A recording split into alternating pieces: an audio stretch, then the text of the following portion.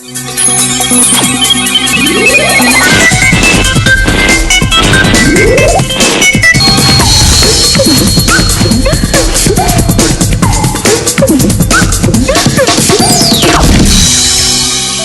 2. El carbono y la vida. Bienvenidos al curso de Química para segundo grado.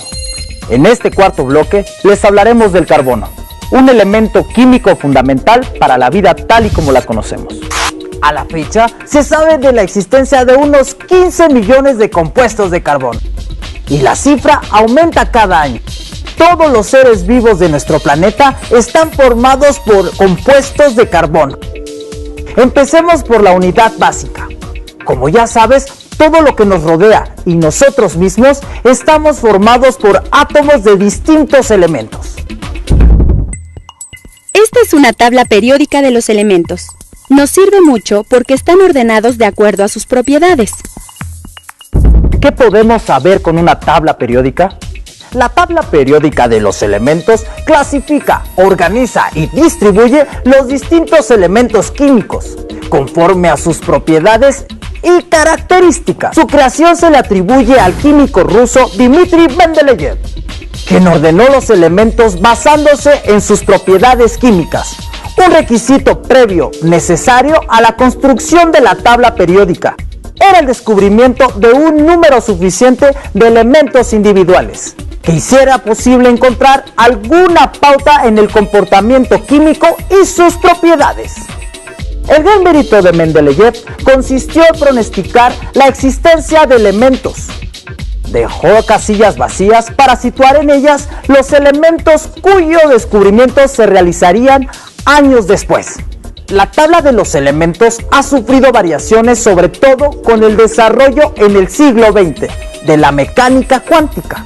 Hoy se acepta que el orden de los elementos en el sistema periódico está relacionado con la estructura electrónica de cada elemento, a partir de la cual se pueden predecir sus diferentes propiedades químicas. O sea que la tabla periódica nos da mucha información. Eso es muy importante. El elemento más sencillo es el hidrógeno, que tiene un protón y un electrón a su alrededor.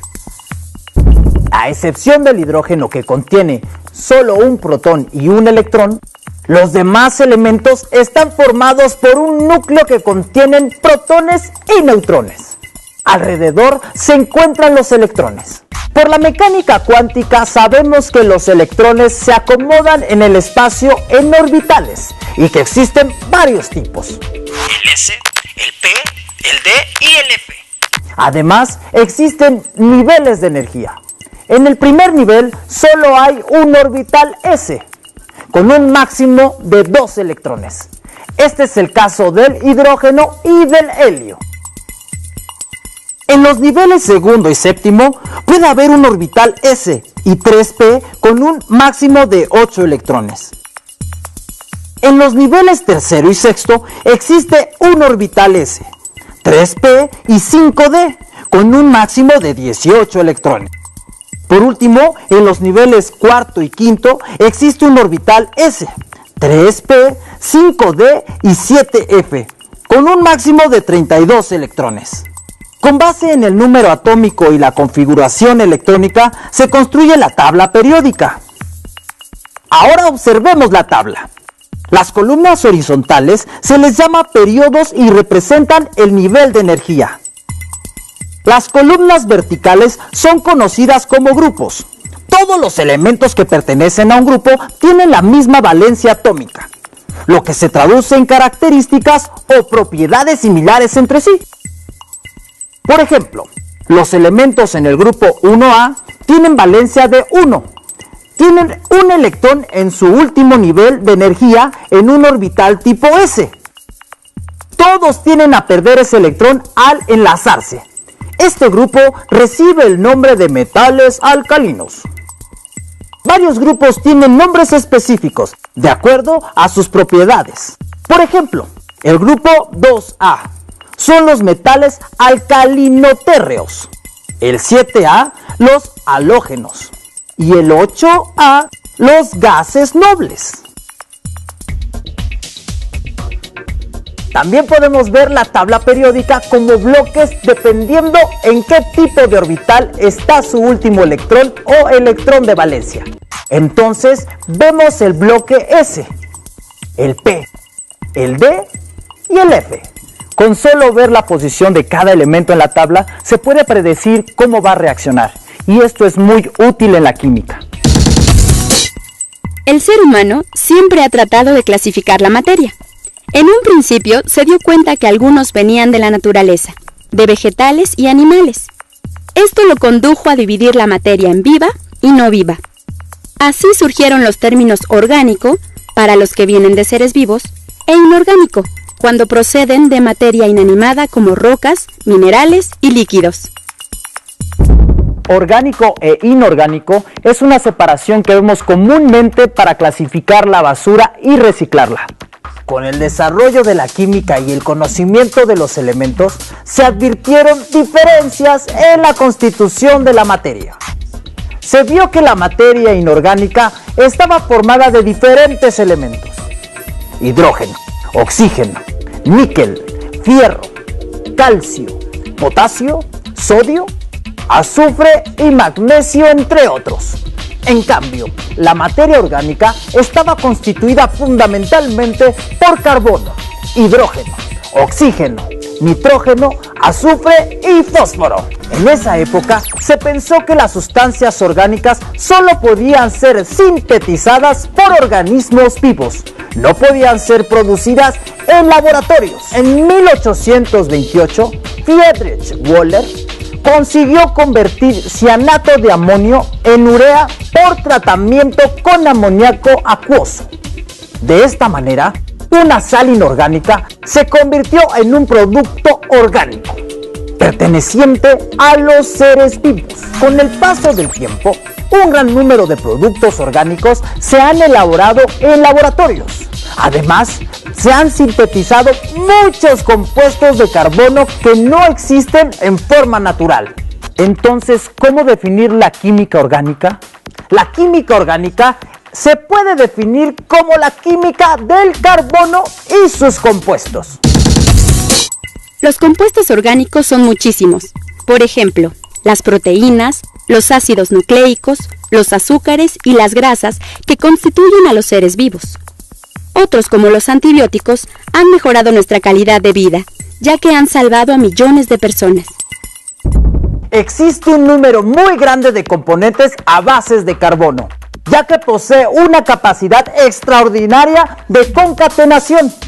Esta es la propiedad de formar compuestos en los que átomos de carbono se enlazan entre sí para constituir cadenas o anillos. Además, el carbono puede formar hasta 4 enlaces sencillos o enlaces múltiples.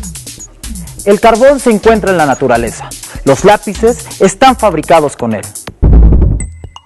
La hulla o carbón mineral es una roca sedimentaria de color negro. Se le utiliza como combustible y es muy rico en carbono. Se cree que la mayor parte del carbón mineral se formó durante el periodo carbonífero, hace aproximadamente entre 280 y 345 millones de años.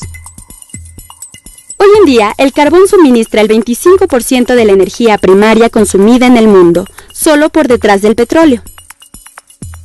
El carbono, dependiendo de las condiciones de formación, puede encontrarse en estructura amorfa o cristalina. El diamante es un ejemplo de carbono cristalino. Así que el diamante no es más que átomos de carbono unidos en forma especial. El carbono tiene como símbolo químico una C. Su número atómico es 6 y su masa es de 12 UMAS. El carbono tiene 3 isótopos, que quiere decir que son el mismo elemento porque su número atómico es 6, pero difieren en la masa, ya que en su núcleo hay diferente cantidad de neutrones. El carbono 13 tiene un neutrón más que el carbono 12 y el carbono 14 2 más. De los isótopos, el carbono 12 y el 13 son estables, pero el carbono 14 es un radioisótopo. Es inestable. En forma continua se transmuta en nitrógeno 14 con un periodo de semidesintegración de 5.730 años, que quiere decir que después de ese tiempo, la mitad del carbono 14 que tenía una muestra se convirtió en nitrógeno. La desintegración radioactiva del isótopo del carbono sirve a un área del conocimiento aparentemente distante de la química, la arqueología. Los organismos incorporan a lo largo de su vida carbono 14 en una proporción específica con respecto al carbono estable. Por ello se le emplea para conocer la edad de muestras orgánicas de menos de 60.000 años de antigüedad. La técnica se basa en la ley de decaimiento exponencial de los isótopos radiactivos. La masa de isótopo carbono 14 de cualquier espécimen disminuye a un ritmo exponencial de 5.730 años a partir de la muerte de un ser vivo. Al cabo de este tiempo, la cantidad de carbono 14 en sus restos se ha reducido a la mitad. De esta forma, al medir la cantidad de radiactividad en una muestra de origen orgánico, se calcula la cantidad de carbono 14 que aún queda en el material y se puede saber hace cuánto murió. ¿Cuál es el lugar del carbono dentro de la tabla periódica? El carbono se encuentra en la tabla periódica en el grupo 4A. Esta ubicación nos indica que tiene 4 electrones en su último nivel. Especialmente, el átomo de carbono se representa por medio de un tetraedro. Sus electrones de valencia se localizan en los 4 vértices de la figura geométrica. Cada electrón puede formar una unión con otro átomo, por ejemplo, hidrógeno para dar metano. La explicación de la forma tetraédrica del carbono es por medio de orbitales híbridos. El último nivel de energía del carbono tiene un orbital S y 3 orbitales P, pero cuando forman compuestos, los orbitales se combinan.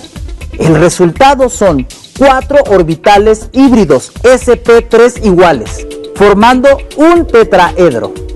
Los átomos de carbono también pueden formar otros orbitales híbridos, el sp2 y el sp. En el caso de orbitales sp2, se combina el orbital s con 2p, da como resultado 3 orbitales sp2. Con el orbital p restante se forma el enlace doble. Espacialmente, la figura es un triángulo con ángulos de 120 grados. Por último, la hibridación sp involucra la combinación de un orbital s y uno p. Con los otros 2 orbitales p forma el triple enlace. La orientación de la molécula resultante será lineal con el ángulo de 180 grados.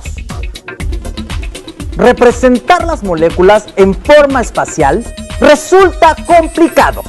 Así que se simplifica poniéndolas en un solo plano y representando las valencias por una raya que las une a otros átomos. Se les conoce como fórmulas desarrolladas. Ya se habló del carbono. Ahora pasemos a ver los compuestos que forman. La gasolina es una mezcla de hidrocarburos que vienen del petróleo. Una mezcla heterogénea de compuestos orgánicos de origen fósil que se extrae del subsuelo a través de pozos petroleros. ¿Qué son los hidrocarburos? Son compuestos formados por átomos de carbono e hidrógeno. Tienen un armazón de carbono al que se unen átomos de hidrógeno. Los que no tienen dobles o triples ligaduras son saturados y se llaman alcanos. Son cadenas de carbono con los átomos unidos por enlaces sencillos. El resto son átomos de hidrógeno para completar las valencias. Tenemos entonces el metano, el etano, el propano, el butano, el pentano y así sucesivamente. Todos los alcanos tienen la terminación ano. Para hacer más fácil su representación, se usan las fórmulas semidesarrolladas. En ellas solo se representan las uniones entre carbonos. Si observamos las fórmulas semidesarrolladas, podemos notar que a partir del butano se repite el radical CH2. Se pueden reescribir usando una abreviación para el radical que se repite. A eso se le llama fórmula condensada. Ahora podemos deducir la fórmula general de los alcanos. CnH2n más 2. Este árbol tiene un gran tronco, pero además tiene ramas que salen de él. El conjunto nos da un árbol frondoso. Vimos alcanos lineales. ¿Habrá algunos ramificados como árboles? Existen compuestos no lineales llamados arborescentes. Algunos pueden tener una cadena de carbonos muy larga y con muchas ramificaciones con cadenas de muchos átomos. Pueden ser compuestos muy grandes. Además, con un solo átomo que se añada o se quite o cambie de lugar, tendríamos un nuevo compuesto. ¿Te puedes dar cuenta de la infinidad de compuestos que se pueden formar tan solo considerando a los alcanos? Recordemos que el carbono puede formar dobles y triples enlaces. ¿Qué pasa entonces con los hidrocarburos? Si tiene un doble enlace, se llama alqueno, y con uno triple, alquino. En los alquenos tiene un enlace doble. El nombre es el mismo que el alcano correspondiente con la terminación eno. A partir del buteno podemos tener el doble enlace en diferente posición. Entonces hay que especificarla porque se trata de compuestos diferentes. La fórmula general de los alquenos con un enlace doble sería CnH2n. Al igual que los alquenos también pueden tener ramificaciones. Hay que considerar que la cadena principal es la que tiene el doble enlace. Ahora veamos los hidrocarburos con un enlace triple. Se les llama alquinos y se les nombra poniendo la terminación ino. Su fórmula general con un triple enlace sería CnH2n-2. Como en los alquinos, a partir del butino podemos tener opciones de donde está la triple ligadura. Y también existen compuestos con ramificaciones. Si sumamos las posibles combinaciones para alcanos, alquenos y alquinos, estamos hablando de miles de compuestos posibles. En el humo del cigarro, entre muchos compuestos perjudiciales que lo conforman, está el benceno. Esta molécula también se encuentra en el petróleo y la usan los químicos para fabricar muchos productos como plásticos, resinas, nylon, lubricantes, detergentes, colorantes, explosivos, medicamentos y pesticidas. El benceno es un hidrocarburo no saturado y de cadena cerrada. Esto quiere decir que tiene enlaces dobles y forma un anillo. Tiene 6 átomos de carbono y 6 de hidrógeno, que forman un anillo hexagonal conocido como anillo bencénico o aromático, ya que posee un olor característico. Del benceno se derivan otros hidrocarburos, entre los que se encuentran el tolueno, el naftaleno, el fenantreno, el antraceno y el pireno. Del tolueno, por un proceso que se llama nitración, se obtiene el famoso TNT, trinitrotolueno, un explosivo muy utilizado. Hay compuestos cíclicos con diferentes números de átomos de carbono. En todos se añade el prefijo ciclo para nombrarlos. Si se forma con 3 átomos, es un ciclopropano. Con 4, ciclobutano. Con 5, ciclopentano. Y con 6 átomos de carbono, un ciclohexano. Los hidrocarburos tienen una propiedad en común. Son combustibles. Para que la reacción comience, requieren de energía, pero una vez iniciada la reacción, desprenden una gran cantidad de calor. Se queman en presencia de oxígeno, produciendo dióxido de carbono y agua. En millones de autos que circulan por las calles, se lleva a cabo esta reacción. En un motor de combustión interna se lleva a cabo la oxidación de la gasolina, que es una mezcla de hidrocarburos. Como resultado del proceso, se obtiene energía con la que pueden funcionar los vehículos y fábricas, pero también se generan sustancias contaminantes que se descargan en la atmósfera. Además de la gasolina, la industria petroquímica elabora a partir del petróleo varios productos como plásticos, pesticidas, herbicidas, fertilizantes y fibras sintéticas. Son muchos los compuestos dentro de los hidrocarburos. ¿Qué otro tipo de compuestos formará el carbono? Mayagüel era la diosa mexica del maguey y por extensión de la embriaguez. El esposo de la diosa era Patécatl, quien designaba algunas hierbas que se agregaban al aguamiel del maguey para producir el pulque. El pulque es una bebida alcohólica. Como todas las bebidas de este tipo, contiene etanol, un compuesto orgánico que se obtiene por fermentación de un hidrato de carbono. El etanol es un compuesto que forma parte de un grupo identificado como alcoholes. Se identifican por contener al menos un radical OH. Esto quiere decir que al sustituir un átomo de hidrógeno por un radical OH o un grupo OH, tendremos un alcohol. Para nombrarlo, se le pone la terminación -ol.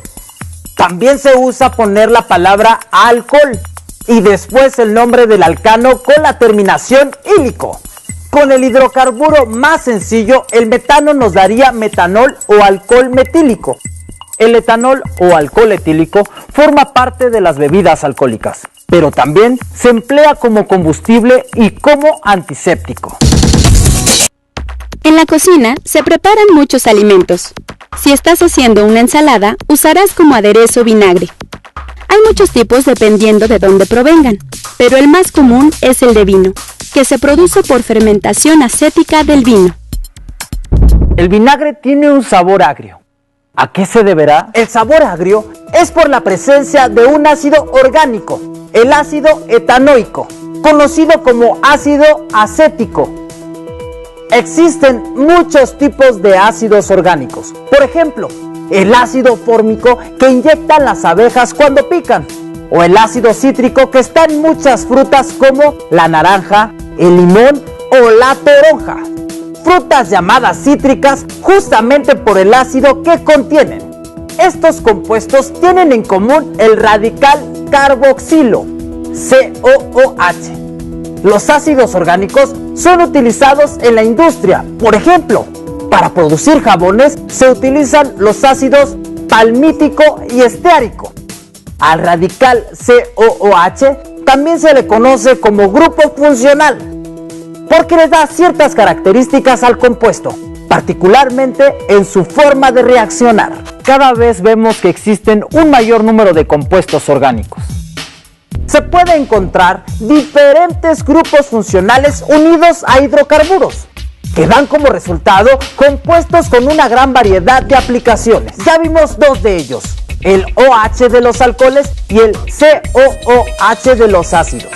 También encontramos los haluros con grupo funcional de un halógeno, los aldehídos con CHO, las cetonas CO, los éteres O, los ésteres COO y las aminas NH2.